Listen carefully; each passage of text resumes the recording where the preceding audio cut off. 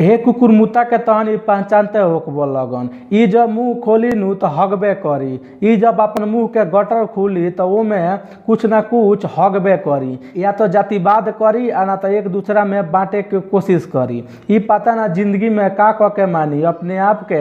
ई पता ना कथी के राष्ट्रीय अध्यक्ष कहेला, लेकिन हमरा लागेला कि ई हमरा झांट के अध्यक्ष हटे। एकरा आखिर आवेला का?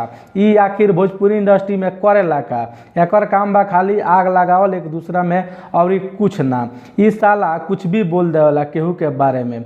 मनीष कश्यप के बारे में तो स्पेशली बोलते रहेला ही, और खेसारी लाल यादव का मैटर भई रहे वहू में ये अपन टांग लड़ावत रहे। ठीक बा, बोले खातिर माना नहीं खे, लेकिन कुछ भी बोल देहल ई तो गलत बात बाटे ना।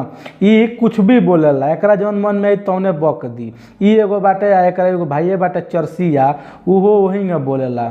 एकरा तो बोले के आज ले ढंग ना भल। आ कुछ मीडिया ला बालो जौन माइक उठा के या मुंह उठा के चल जाला लो कि भैया यहाँ पर जवाब दो। भैया का जवाब दियन? भैया के जब खुदे कुछ ना आवेला तो भैया कहाँ से जवाब दिहन? कुछ मीडिया वाला बाड़ा सन जौन एकरा के जाके खुदे बढ़ावा देवला सन आ भड़काऊ बयान पूछिए सन। ई जानतर से कुछ बोले में आई मुंह खुली तो कुछ ना कुछ हगबे करी आ वीडियो वायरल होई तो पैसा ही पैसा होकबे करी। आखिर एकनी के इहे मजबूरी बाटे। आ ई साला कहीं जाला ना तो देखिए लगन एगो मीडिया वाला के संगही लेके जाई, केहू के मदद करी तो एगो मीडिया वाला के संग ही लेके जाई, आ चाहे केहू के हेल्प करी ना तो वहाँ वीडियो बनवाई या दिखाई या कही कि जो हम हेल्प करतनी।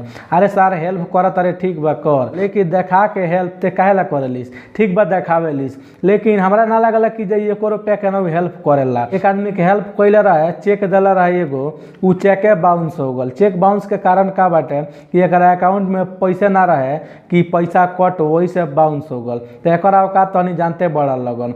इहो पेट्रोल भरवावेला, हमरा डाउटे लागेला कि केनहू से मांगिए के भरवावत होई। कौन हो पार्टिए से मांग के आ डलवावत होई पेट्रोल कि हमरा पेट्रोल डलवा दो, तो वहीं तारा हम पीछे पीछे तहार लाड़ चाटब।